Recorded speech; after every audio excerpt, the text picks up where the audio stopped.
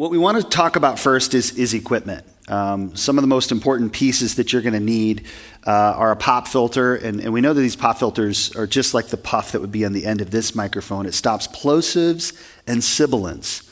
It's very important. And your microphone, of course, good cables, a channel strip or a preamp, and this is an outboard piece of hardware. A lot of people do this with a plug-in chain now. I still use a outboard piece of hardware. I also use some plugins, but that channel strip is going to make your voice sound a certain way.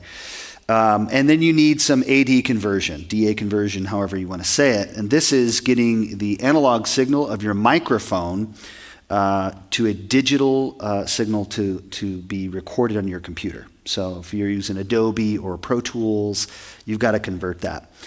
A really, really big part of recording is the studio space itself. You'll notice in this worship center here, if you look around, they're brilliant here.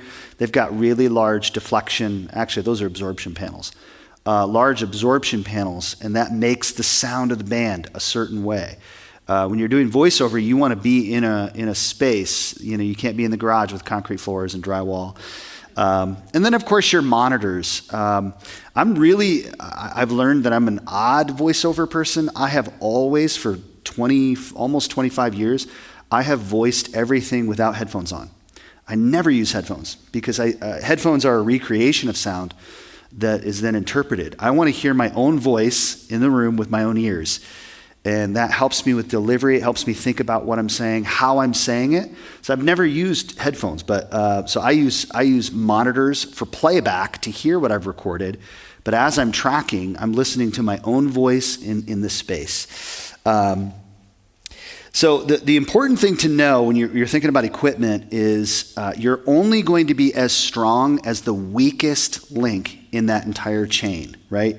So you can imagine, just like a chain link. If one of those pieces is, you could have a $5,000, $8,000 Neumann U87 microphone, which for those of us in the voiceover world, this is an iconic mic.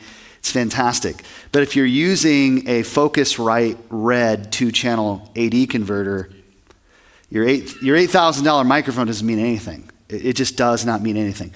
The quality of your recordings as you're doing voiceover is only as strong as the weakest link, right? So it's really important as you're upgrading equipment to think about it in that way. Like, what are some of the pieces that I need to change in order to get better recordings? If I'm recording PSAs for the station, news, intros, outros for shows. So how many of you are using a pop filter when you're using voiceover? Okay, everybody. If you're not, you really should be. It's really important. Let's hear maybe, what are some of the microphones that are being used? SM7, RE20. SM7, yes. SM7B by Shure, and EVRE20. Anybody else? 87A. Okay, that's a dynamic, but it's a condenser mic. That's surprising. You're using that for voiceover. Wow. That's a first. I haven't heard that. The microphones that we recommend, I came up in radio on an RE20. They're really solid microphones. It used to be, how many of you guys remember the show Frasier? Right? That was the microphone he used. And back in the day, these were the mics that, if you saw radio, this is what people use. Now, it's more the Shure SM7B. Most of your podcasts that you see on YouTube, this is the microphone that's being used. The difference between these two microphones is one is a condenser microphone, which means it has a really, really lively way to pick up the sound. It sounds beautiful. Condenser microphones are made for studio spaces. They're not made for live sound most of the time. And the Shure microphone is a dynamic microphone, so it does require a preamp. There's several different kinds of preamps that you can use to kind of beef the signal up for that dynamic mic. And then I personally like the Neumann BCM104. It's a very expensive microphone, not as expensive as U87, but this microphone, you're going to buy it once. How many of you guys know the saying, cry once, cry twice? I'm a cry once kind of guy. I want to save my pennies and buy the right thing, the right tool. I'd rather wait and just not have it and save. I've had this microphone for, I don't even know how long. Long time. I've never replaced any elements on it. Works fantastic. It's a great microphone. The BCM 104 is made for broadcast voiceover. That's the polar pattern, the way the microphone, and you could see just the way that it hangs off of off your scissor stand there. Cables, you'd be very surprised. Do we have any hi-fi people in the room? Like people have hi-fi systems? I mean, they've talked about, gold-plated, oxygen-free. I mean, there's all sorts of different kitschy things in the cable world, but cables really do make a difference. So we really recommend either Monster cables or Mogami. Mogami is what I use in our studio. Another one is Proco, which is the Sweetwater brand. Like if we went up on stage here, probably a lot of the cables are going to be Proco cables. They're great cables. They're good.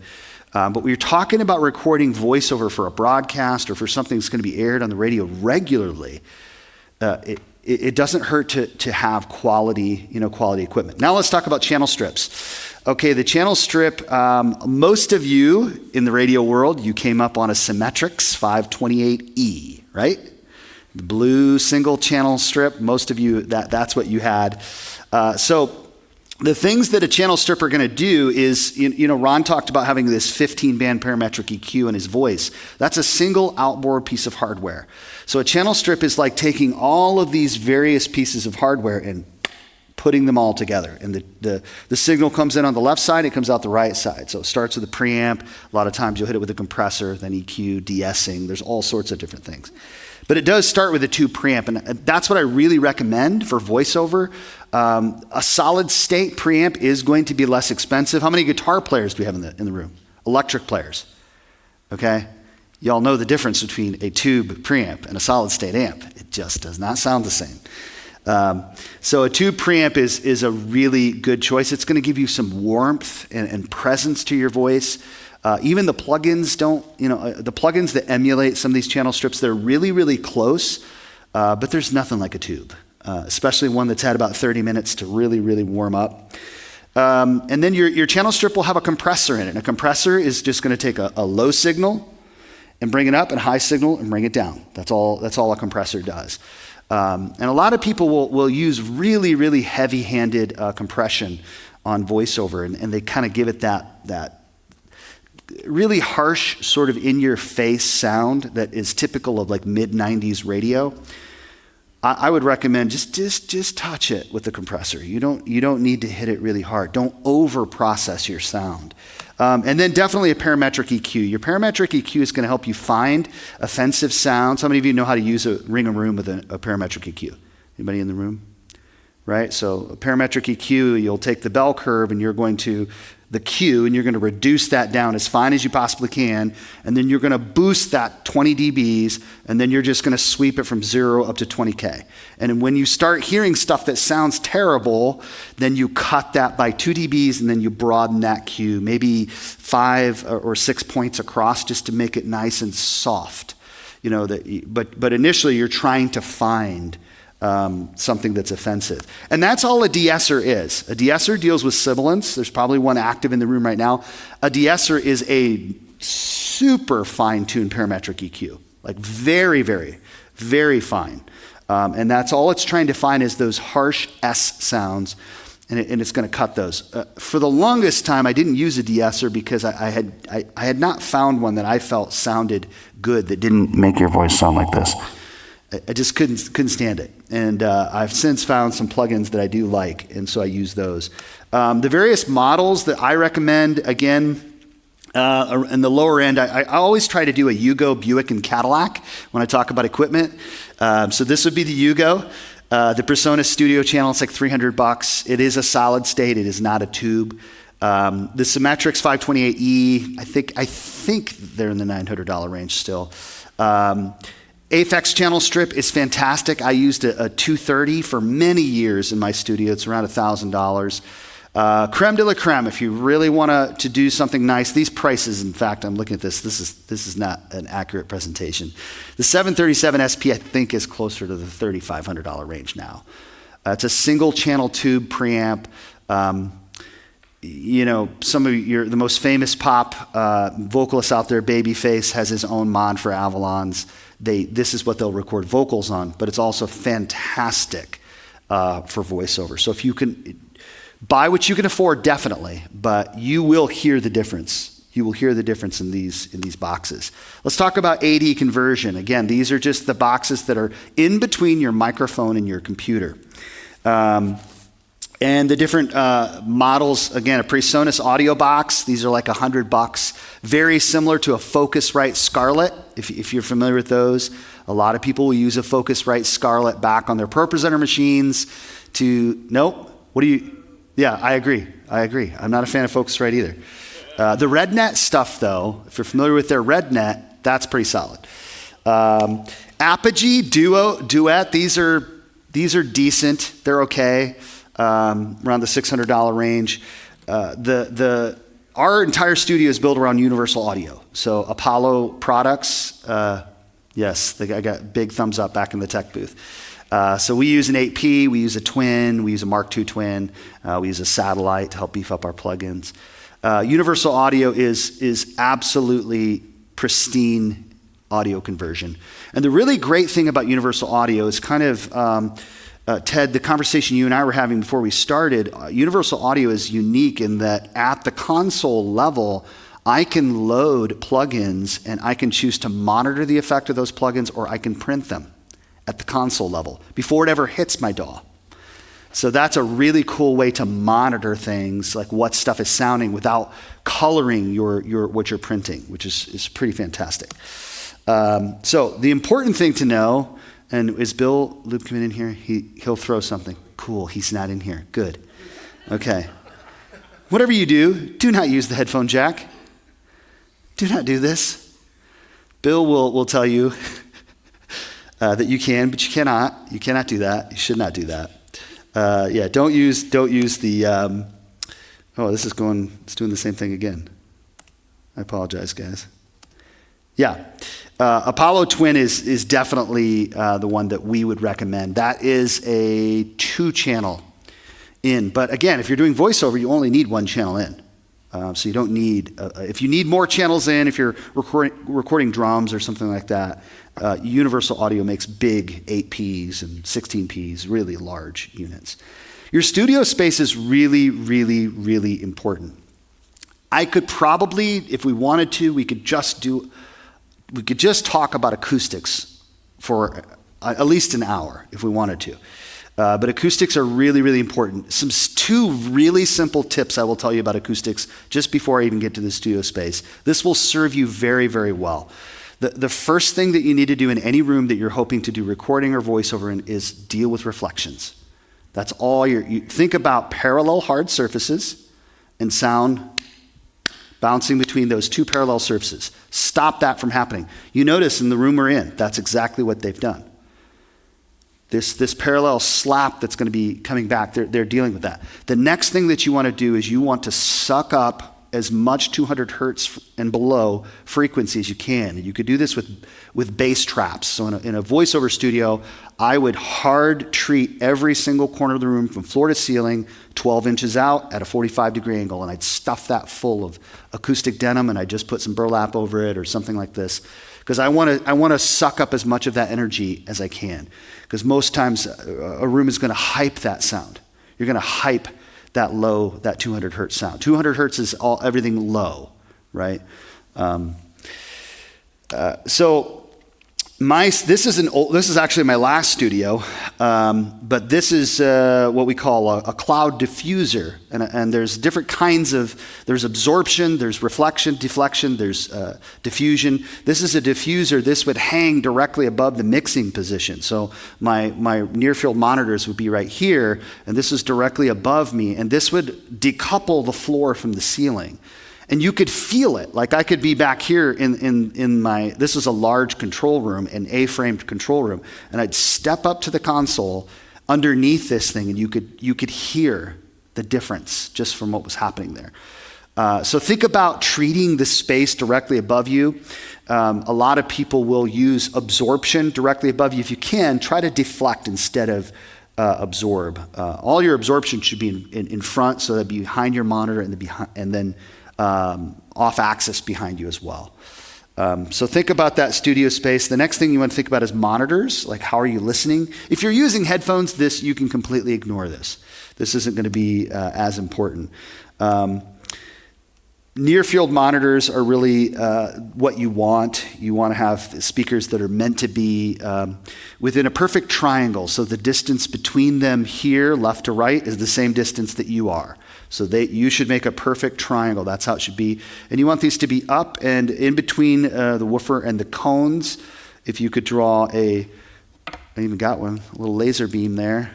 Well, maybe it doesn't work. Anyway, laser beam that would be hitting your ears, right? So you want to elevate your speakers. You don't want your speakers down here. You don't want them up here. I've been in a lot of recording rooms where, especially radio, where up in a corner, like behind a mixer and behind some computer monitors, they've got speakers hanging like essentially from the ceiling. That's going to be great for like just playback, but it's not going to be good for referencing.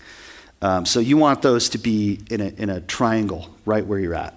The next question is whether they're going to be active or powered. This really isn't a discussion anymore because most speakers that you buy are active versus passive speakers. I meant that should have said passive or power. 6-inch or larger on your like the 5.5 speakers. I wouldn't recommend those. I wouldn't recommend much smaller than 6-inch. You can go larger as well, but I would not recommend the 5.25 or even smaller. That's gonna give you a very colored sound. 6-inch and above will give you a much better reference to what the room is actually sounding like. Sometimes your monitors will have built-in EQs on the back of the monitor. You might find that there's a certain frequency that's hyped in the room. Rather than trying to work through that, you can just tune the speaker the way that you want it in the room. Let's talk about some models. How many of you guys came up on the old Event 2020s? Who knows? I don't have any. I thought I'd have some old radio people that would know these. The Event 2020s were like in every, like the RE20, the Event 2020s were in a lot of radio stations. JBL 305s are really good. They're really inexpensive. If you were in the studio, these are what I would tell Yamaha, the NS or HS5s. These are like the quintessential speakers, and these are generally the B speakers in most studios. The A speakers are Gentle X or something super fancy, but the Yamaha HS or even NS5s, these were the ones that people would reference. Okay, this is what somebody's car stereo is going to sound like. So this is what they would send. And then the Adams A7s, that's what we use in our main control room. I really like these speakers. Again, I'm a cry once kind of guy, and I've had these speakers for more than 15 years. Same active pair, no problems, no degradation that I can hear in the room. I do put these on stands that decouple them from the surface of my mixing console. That does affect things. So the important thing, again, guys, is your recordings are only going to be as good as the weakest link in your recording chain. So as you've heard me share this information with you, think about that. Think, okay, is it my converter the weakest thing in my voiceover chain? Replace that first. Save your pennies or go to the pastor with the purchase order. See if you can replace that. Those are going to be really important for quality voiceover. Okay, so that is what I want to talk about. Let me just quickly, because I don't have, I need to be done by 5, right? Yeah. Okay.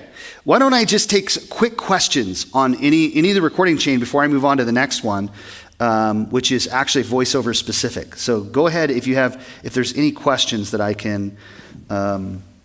Okay. When you're done, I want to pivot to live sound. Okay. Cool. Well, I mean, we could do that. Because I think that's the majority of the issue. Sure. Live sound. Is getting it to you. Yeah. We could talk about that really fast. Live sound. So this is what I want to talk about just for a minute. This is blessed are the flexible, for they shall not be broken. Right? Chuck 1:1. What is the microphone of your pastor? That's what I want to talk about first. Because we're talking about radio. Yeah. And how it gets to him or Genesis, or you're working on it. All of that doesn't matter unless that piece is good. Yep. The transmitter is good. That goes to the board. Yeah. You can have $100,000 board unless that piece is Weakest chain, weakest link in the chain. weakest link. So Countryman, it's $500. Well, And that's this the is Joe Buick. Biden's universe, so it might be double now. But that needs to be number one. What is his head-worn mic? Yeah. Get your pastor off a lavalier, for the love of Pete. Oh, yeah. No more of that. Yeah. You could do a podium if it's really good. Joe Foch still uses the Yeah. podium. Joe does not use a head-worn mic, right? Tom, head-worn mic? Okay. Tom does, yeah. Head-worn mic. Yeah, that's what we have to get you there first. Countryman, Yeah. what would be another suggestion of So Countryman? the Countryman is your Buick. So that's the middle of the line. DPA is really Top. that's the one that we would recommend as DPA. Yeah, and you're going to get that. The really important thing about the head-worn microphone is the capsule pattern that you purchase. So 9 times out of 10, when you call your salesman, they're going to send you the one off the shelf that has an omnidirectional microphone polar pattern on it. That is not what you want. You want a super or hypercardioid polar pattern. This is going to be a lot more forgiving in a room that isn't treated like this. And even in a room that's really well So treated tell like them this. what that actually does. So omni, God is omniscient, omnipotent. What does that mean? Everywhere, right? An omnidirectional microphone means that this polar pattern of the capsule is picking up sound everywhere around the talent, the person speaking. Yes, a circle around the person, which can be all sorts of different things. A reflection off of a back wall, if you're in a gym or whatever that might be. A cardioid, your heart, right? Or super hypercardioid is a heart shape. So imagine from my mouth, like this, with a heart right around my head. So that means you're going to have some off-axis rejection, okay? We want that hyper or super cardioid capsule polar pattern because that's going to give you the very best sound. Now, the caveat with that, and a lot of times why salesmen will sell you the omnidirectional one, is because head placement on the head won't matter. Like your pastor can wear this thing completely sideways and it looks like it's sticking out of the top of his head and it's still recording, right? Hyper or supercardioid, your tech back at the booth is going to have to be a little bit more diligent. Here's what we've done at our church. So we have 3 of these DPA head-worn microphones. One of them, because this stuff here is very delicate and it's fitted, our pastor has one microphone and no one touches that mic. It is his microphone. Nobody adjusts it. Nobody messes with it. Nobody bends it. Yeah. And it lives in his office. Yeah, mine lives in my office. He puts one on. He puts it on his head, and he comes out with the thing hanging off his drawers. And we give him his pack, and he goes on stage, and we go. And we've got one for our guest, and we've got one for our other teaching pastors. Yeah, the DPA is definitely, and you can get it pigtailed to whatever your wireless system is. So this system here is a Shure system. You can get it pigtailed for Sennheiser or AKG or Audio-Technica, whatever it is. Yeah. Just, if you would, the placement, especially supercardioid, the placement on these head-worn mics, I've always found to be very important. It's huge. People, I mean, Yeah. just looking at how you're wearing yours, Yeah. we have a pastor that does a great job, but I think we are lacking with the type of microphone that he's using, and I think placement is very important, and getting the correct microphone in the correct position goes a long way to eliminating problems that you don't have to deal with in editing. In post, yeah. 1/2 inch from the corner of the mouth back, 1/2 inch away from the face. That's the ticket. Measure your, Yep. when I go up, Yep. I'm always checking where it is. Just think about the corner of your mouth, right here. And so let me share to you guys that help your pastor. Pastor doesn't know about these things. Correct. We care about people. We're going to get up there and teach the word as we always have. And unless you're giving us that kind of feedback and walking us into that, through it, and telling us important, we'll sign the check. I don't know any pastor that would not. But we don't know about this. So, we hire, just like he was saying before, pastors, we're blessed to surround ourselves with people that know that can do these technical things to make the Word of God easy to listen to wherever it's going out. But ourselves, we're not thinking about this. We're thinking about, how do I relate this to the audience that is before us today? So just a heads up, guys, let your pastor know. I've worn it. The first time they put a headset on me, or not headset, but the head mic on me, I thought it was down. And then someone came, God bless this guy, came up, no, Pastor Ben, put it a little bit higher, and whatnot. But we don't know. And we don't know what we don't know. Yeah. And to kind of follow up with that, they shouldn't know. Yeah. That's not their job, right? It's the tech team's job to do that work. We like to say at His Productions, we're deacons of media. We tend the tables of media so the pastors can do three things: pray, teach the word, minister to the saints. That's it. The rest of this stuff should be handled. So our pastor will come back to the tech booth because his charging pack is right there, his wireless pack, and whoever the front of house sound guy is that week, they fit that to him. They make sure if there's any minor adjustments, they make sure he's comfortable. They make sure it's clipped properly to the back of his shirt, that he's got a little bit of slack so that if he gets super animated, it doesn't pull and end up being sideways. Yeah, definitely. Your tech team, show some care, show some concern, and handle that business. That should be handled. Absolutely. Yeah. So head-worn mic Yes. to your receiver. Now it goes to the booth.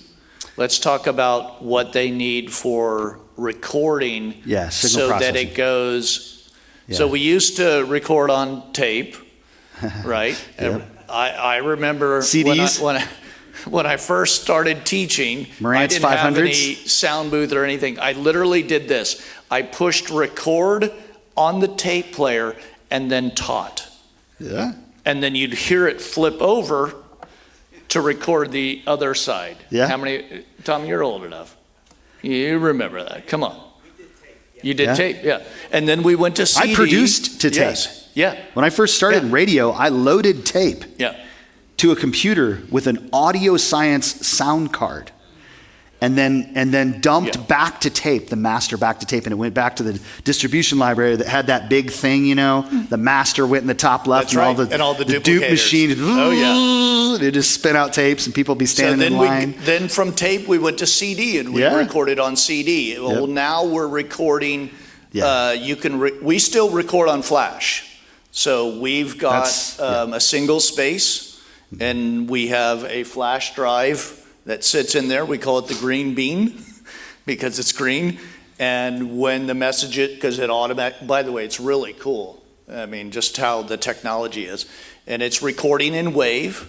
And then when the 3 services are done, I take it, I go to my computer and I download the wave file that it's already in, right? And then eventually it sits in a folder until I'm all done and it goes to Josh. Yep. So, Yeah, so let's talk about signal flow. So coming out of the microphone, out of the transmitters, going back to a receiver at the board. The next thing that you want to be very sure about is that you're recording on 2 digital devices. 2. Every time your pastor puts a microphone on, record with 2 devices. Stuff fails. Stuff breaks. You don't know what the Holy Spirit's done in that hour of teaching. You don't want to lose that. You have to steward that. You have to protect that. And so we recommend, most mixing boards now, digital mixing boards, have onboard hard drives. And you just dump to the hard drive plus a thumb drive. We also recommend using a small, like Zoom H4n, just a flash recorder of some kind, as a secondary digital recording device, because stuff fails. Look, after the service, if the one didn't fail, then just delete the other one. Who cares? But always record every time. I don't care if it's midweek or Sunday morning.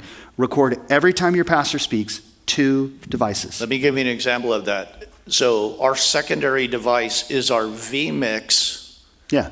that is recording the video, right? And it has audio. I can't tell you how many times Green Bean has failed for some reason. Yep. And our only backup was vMix that records every single message every single week. Yeah. And when it's done, the computer, the hard drive's full, we dump it onto a external drive and we keep that for years in case when we go back to do production, Like, hey, where's that message? Nobody knows. Well, I know where it is because at least it's in one other area. Yeah. So, Yep. And two devices. The other thing is that you want to tell your front of house guys to use a independent aux bus just for your voice. Don't use a main out. So when you're coming out of that board, you want to route the pastor's voice through an aux bus, and then that aux bus will aux bus 1 and 2. So you need 2 buses. One will, unless you use an internal hard drive on a digital soundboard. This way you have independent gain control.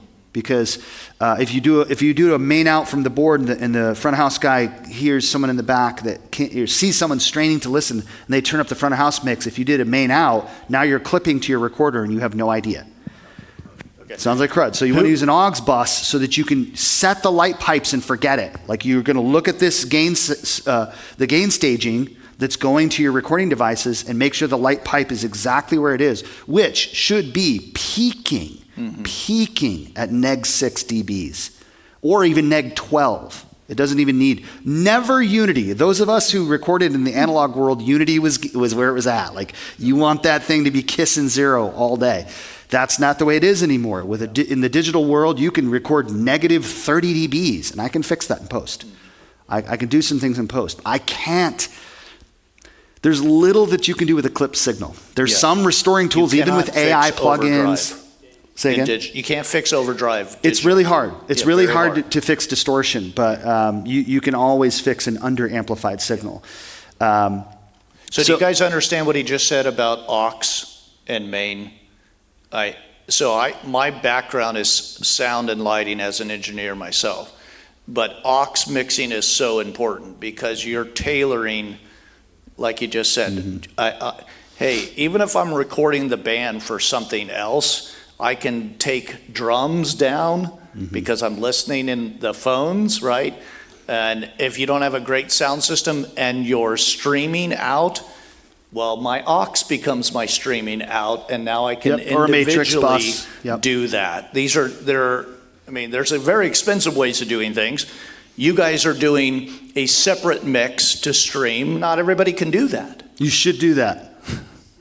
Not everybody can do that. But you should. But you should do that. If you don't, you should consider, this is totally a sideways conversation about broadcast. I'm a worship arts pastor as well. Because of the quality of the music that's out there in the world and the quality of live streaming that any of us can sit down and listen to Elevation lead worship on a Sunday morning, and their mix is out of this world, and their musicians are out of this world. Not all of us have that kind of talent at our churches either, right? But if you're sending out an audio mix that is just abysmal to your broadcast stream, you are doing more damage than good. You're actually deterring people rather than encouraging them to join you. You really are. And I know that's a hard thing to say. That's why I say, do what you can to mix. Because you're getting hearing fatigue. So in a sanctuary, you need 3 things that need to be operating well, right? You need pastors, you need air conditioning, climate needs to be running in the sanctuary, or people will get tired, sleep, right? Second thing is the rump, the bum, the chairs, right? If it's uncomfortable. Hearing fatigue is number 3. Yeah. So if the sound system, this is the whole deal. So if the sound system is off in the sanctuary, they will get hearing fatigue. Well, that's the same thing not only in radio. That's why we tell you guys to make sure your radio station sounds good. It doesn't sound like a can, because they will get hearing fatigue. But the band is the same thing. And your broadcast, a lot of people, the data is proving, your website used to be the front door to your church. It is no longer. Nobody cares about the website for the most part. I mean, they will come to your website. But the number one way that you get people to the front door of your church is your broadcast. It's your live stream. I cannot tell you how many people we've had at our church that they've watched us on a live stream for a year.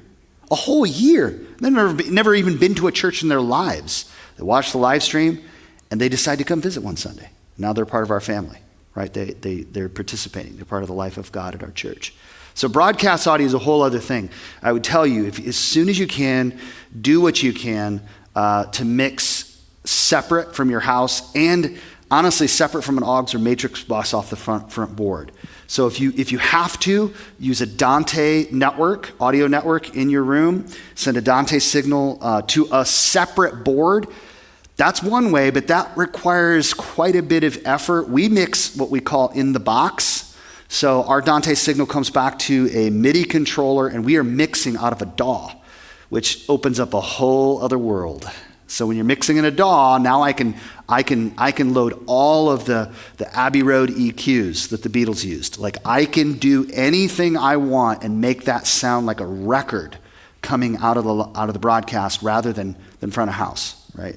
The plugins that you can use for broadcast can make your band sound like a CD. I go back, one of my jobs on Sunday afternoons, I go home and I pull up our broadcast mix and I do a review for our band, whether I'm on stage or not. As a worship arts pastor, I listen to it and we do good, bad, and ugly. Guys, way to go here. Whoa, this wasn't good. That can't happen again. We have to have excellence, guys. This can't happen again. What are we going to do to fix this? And I go away from that mix many times and I say, we're not that good. Oh my gosh, we sound so much better than we actually are. And it's because the broadcast engineer just put so much sparkle and just made it unbelievably beautiful. If any of you are interested, this is totally sideways. I don't know how we got here. God just providentially, in the middle of COVID, I connected with a guy in London, England. His name is Paul Spencer. He's a brother in Christ. He mixed a lot of records, really, really, really capable engineer. And Paul mixes my live stream from London, England, 3 out of 4 Sundays a month with 40 milliseconds of latency, live. You can go back into my broadcast room and you can see, this goes back to what Mike Smith was talking about with networking. You can see our controller moving as he's mixing the DAW live from London, England. It's bananas. It's crazy. He's even trained up and raised up a couple of guys in our church, and he's teaching them how to make things sound like when he mixes. They're not quite there yet, right? But yeah. It's amazing. He does consulting, so if you would be interested, I don't have any sales agreement with him, I'm not telling you this for any other reason than it will make you better. Your broadcast will be better. Yeah, I don't know how we got that. It's great. Yeah. It's good. I'm passionate about worship. I'm trying to make this point that when he gets it, when Genesis Productions or his productions gets your pastor's file, how terrible is it? Yeah. Or how good is it? Yeah. Spend the money where you need to spend the money, Ben, right? And you want to know, I want to know, I feel like too, as a senior pastor, I know what all those things cost. I know what the responsibility is, but I also know that, let's spend the money where it really needs to be spent. Mm-hmm. So it's not that we're trying to make Josh's life better, but isn't it easier when you get my audio and you don't have to do a whole lot to it? Yeah.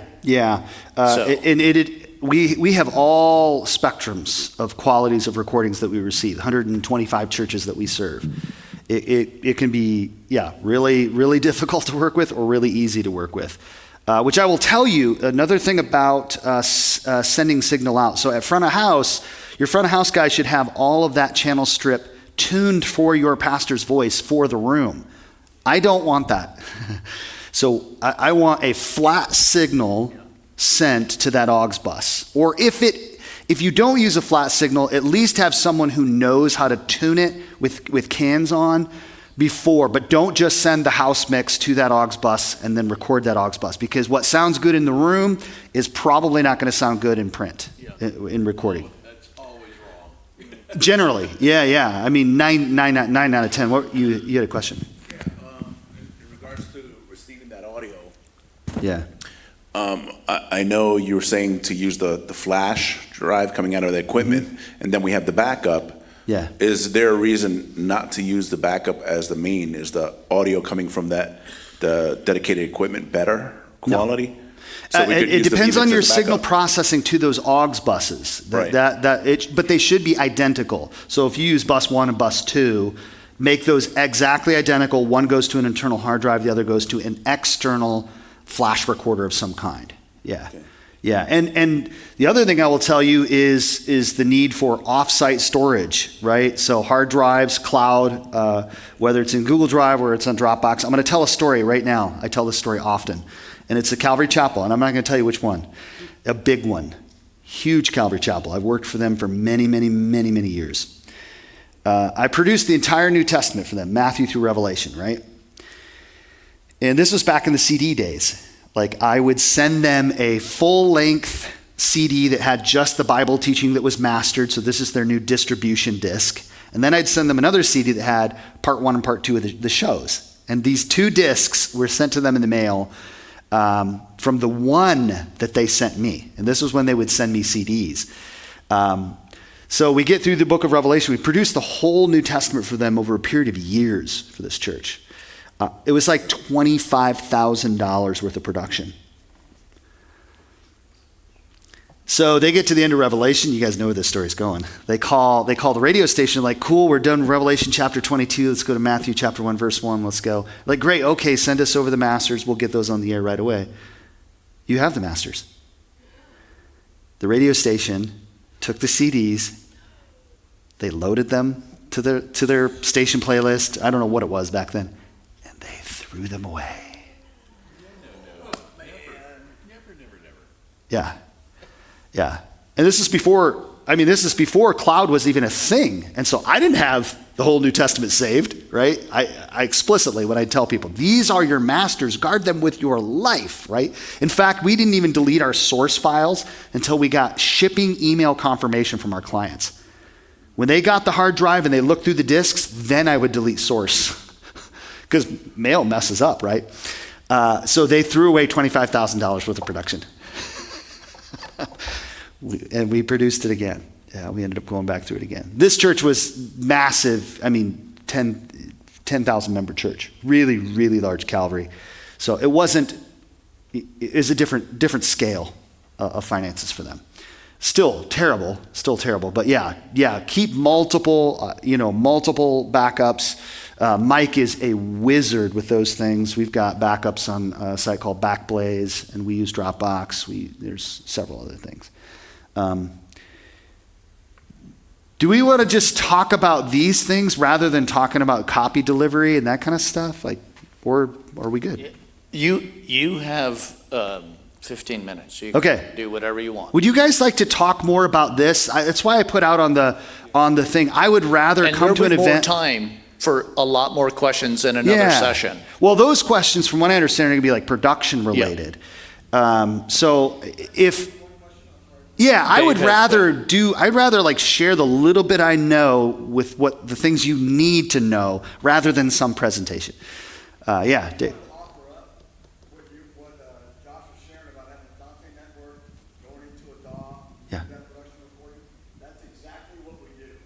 And this is a 3,500 member church, right?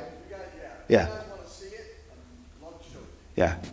And you probably have a broadcast suite somewhere that's control room tuned. Yeah. Your broadcast audio, that's another reason why broadcast audio coming off the house really isn't good, because you can't mix broadcast in the room where the music's hitting you in the face. Like, even if you put headphones on and you're sitting back in that tech booth, the overtones, you can't. You need to be in a broadcast room. Same thing, like at my church, we have 3 mixes every time we have a worship service. We've got front of house, we've got IEM, and broadcast. And all of those are in different locations. All of them. Because, you just can't do that all in one room. Yeah. Any other questions? We'll just break early rather than talking about copy. Because there was only like a handful of you that were actually doing voiceover. And like Maureen has forgotten more about voiceover than I know. She's a professional. So, yeah.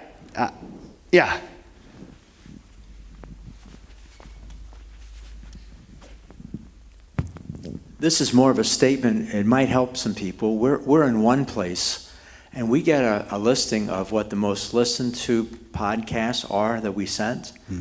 And the one message we did had 10 times the listener as compared to the next one. And the title was, Do I pay for the sins of my parents? Mm-hmm. And when I got that, I realized how important it is, the title of the message, to draw people in. So I'm trying to spend a lot more time on the title, because when I saw that, I knew exactly why 10 times more people listened. They were intrigued and they wanted to listen. But you think about it, if you work hard at a title, you can put something that would draw people in. Mm-hmm. That's important. Tom, that's fantastic. Yeah. And I think what's amazing is what Tom's doing there is he's actually leveraging a technique that we'll call it attractional church models will use, even though he's an expository Bible teacher. So when you think about the question that he was asking, that's a felt need, right? That's the language that attractional churches traffic in. Felt needs, like addressing felt needs, et cetera, et cetera. But when he's doing that, he's using that tool to gain listenership. Phenomenal. I love that. So how many? Love that. Most of us are streaming on YouTube or Rumble or some other, right, X, different places. I'm glad that you said that, because about 4-5 weeks ago, I just stumbled on a video that said the exact roundabout. They weren't Christian, but they were like, how are you labeling your YouTube videos? Guys, I pay a company. Yeah. I have a client that I do video work for. We film for them and produce a podcast for them. We pay an entirely other marketing company just to do that. Just to do that. Just to do that. And they do very serious analytics just to help us find. The other thing that they do is they scour YouTube and they find, what are people even asking? Mm-hmm. Then we create content to answer those questions. So let me finish with that point. Yeah, sorry. The point was, most of us, even myself, if you go onto our YouTube page and look into our playlist, which I encourage you guys to make sure that your teaching is in playlists. Matthew, Mark, Luke, right? They're in books, easy to find, okay? It's really easy to do that in playlists. I wish Rumble would do that, but they haven't got there yet. I don't know what Rumble is. Oh, it's a... Is that a streaming service? Yeah. Okay. Yeah. It's YouTube for freedom. Oh. So it's just and that's the other thing. We talked about backup. Stream to something other than YouTube. I have already had messages banned on YouTube. So always have another platform that you're streaming. I actually think X is good right now. We stream to X. We used to stream on Facebook. We got hit too many times. We don't. So we do YouTube. Did you get hit for licensing content or stuff you were saying? Stuff I was saying. Okay. Got it. Yeah. It's just censorship, where Rumble and X are not censoring anything, right? So just make sure you're streaming to more than one. And vMix will be able to do that for you. Yeah. But we use a platform called Resi. Does anybody use Resi? Yeah. Resi it's Elevation Church's streaming hardware. It's actually boxes. We've had for years. Never once. What's that? Did you hear that? What? You said that. I heard it scream from upstairs. I'm serious. We've streamed, I don't know how many services. We've never once had a problem. Not one. Yeah. Ever. Yeah. Restream. I know people use Boxcast. Yeah. I know those guys. And there's free stuff, OBS. OBS. But we're also of the persuasion that the cry once, cry twice thing, at least in my department at my church, 95% of the people that are part of my team are unpaid volunteers. These are people who love Jesus, and all they're trying to do is like do something to offer a worshipful offering to him, like come to do a camera or whatever. So for me, I look at equipment is I want the easiest, simplest, rock steady kind of gear that I can put in there, even if it costs me more money to buy that gear, because it retains we call them change makers. Can you, when we're done, post that on the thread? Resi? Yeah. Resi.io, but they're So let me finish this point. Phenomenal. Here's the point. was that most of the time when we have our messages on YouTube, it's usually Matthew something, then the title. Mm-hmm. You need to switch that. It must be the title first. Yeah. Because YouTube and its algorithms and how people are searching, Yep. they're not searching for Matthew 16. They are searching for the title. But they're So that's searching how- for felt need questions. Yeah. That's actually Well, what they're going to YouTube to It's say, the keywords that they're, where did my mom go? She just passed away. Is my mom in heaven? Where is she? Like they're asking existential questions. Those are the kinds of things that we're seeing when we're doing our data mining, particularly in the religious world. They're asking those kinds of questions. We have answers. We have the answers, Yeah. to tell people. so you just need to know how that algorithm works. So stop putting your Bible verse first, put your title first, then you can put your Bible verse. Got after 9 that. minutes, guys. Yeah. So, and the title that you're wanting to put some effort into the title. Well, that's what Tom is saying, which is good. I think it is. It's like, well, on what day is it? Yesterday, it was, for my title was Like the Sun, right? Transfiguration. So instead of S-U-N, I put S-O-N. And I'm thinking, not as deep, Tom. I'm not with you right now. Questions are Sorry. really, really good. Yeah. Answering questions are really good. If you want some help in that area, there's this really cool thing. It's kind of been in the news. It's called ChatGPT. Right? And there's some podcasts, there's some audio analysis tools out there that are free. Some are paid that you can drop your sermon in, and it will give you 20 different potential titles, 20 different questions that you could ask from your sermon. Guys, we don't have to let the AI bot make the decisions for us. We just take their data, tweak it, let the Spirit speak to you, use the data that it gives you, and then make it your own. But the ChatGPT will do some heavy, heavy lifting for you. We use, I'll have to ask our creative arts director. I think it's sermon, I don't know, but it does clips, it'll create discussion guides for life groups based upon our pastor's sermon from Sunday. Like, it is very, very powerful stuff. Get the name for that. Yeah, I'll have to text her and ask her. That's another thing. We use a lot of contractors at our church. Our creative arts director is in North Carolina. I'm worship arts pastor at a church in Sturgis, Michigan. She does all that work remotely. My broadcast guy's in London, England.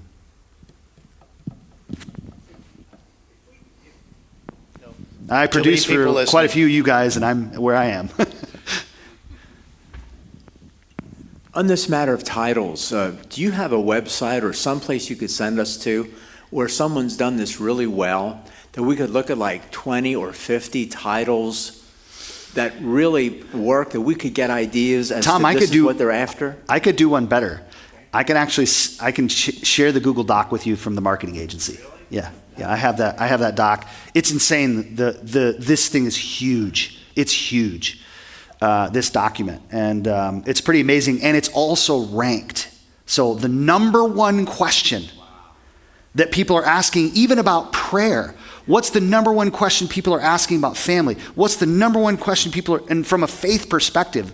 When I got this data from this company, I was like, this was worth the price of admission right here. I mean, this was. And that's worth for the pastor even preparing messages. Yes, sir. To know that and Yes. work that in where it fits. Yeah, where it fits. Yeah, if it's in the text, I mean, Calvary guys, obviously with exposition, it's verse by verse, chapter by chapter, book by book, but it's there. It's all there. Yeah, definitely. But the way to weave in the felt needs questions, I think, are important, personally. But I'm not a Bible teacher. Hold- Yeah. Mark. Yes. And that's one thing I will say.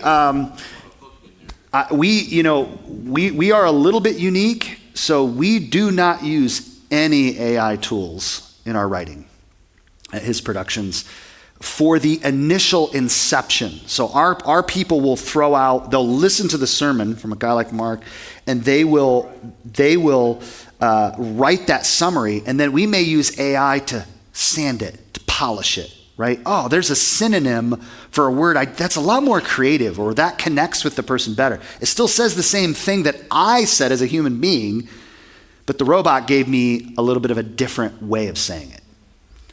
I know that AI is a little bit of a controversial subject. I get that. And so, prayerfully use it as God leads you, or don't. That's okay too. Okay. God doesn't need it. He doesn't need it. So you can post that, the streaming, and are you going to share the Google Doc? I don't know that I'm going to post it publicly, but I'll email it. If you email me, info@hisproductions.com, I'll send it to you. It's a Google Doc. Yeah, it's a pretty crazy. Here, look, what do we have time? We got 4 minutes. I'll show you some of them. I'll pull up the doc right now. I'll show you some of this. This will blow your mind, maybe. So here's the weird thing. I cannot get out of Keynote once it's in display mode, and I don't understand why. Mike, help him. There we go. Maybe that's it. No, I mean, I'm serious. Like the escape button is advancing slides. I am trying Command Escape, Control, Command Q. Let's try that. Okay, cool. Let's see where this is. I think it's in Slack. Let's look here. I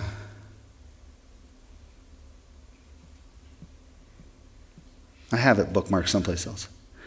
Well, I got to think of it. Metro Tool is another great one, guys. FYI.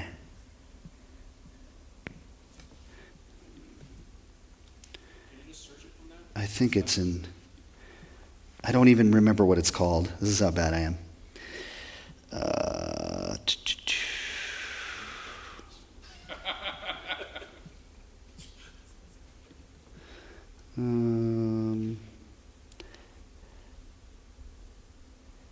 There it is. No, that's the proposal. There it is, right there. Okay. So Christianity and faith, number one question people are asking. How can I grow stronger in my faith?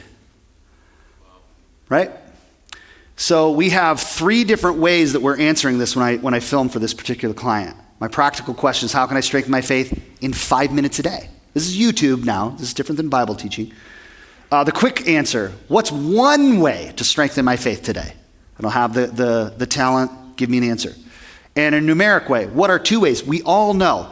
Like when you go to research the best pickleball paddle, what do you put on YouTube? Well, whatever. Tennis racket, whatever. Shoes, what do you put? Best. Or you ask what? Top 10. The top 10 thing on YouTube is that's probably more than 75% of the content on YouTube. So how do we, what's 2 ways that we can grow in our faith?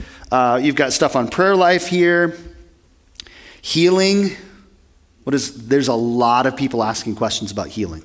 A lot of people asking. So that's in topics? Yes. Oh.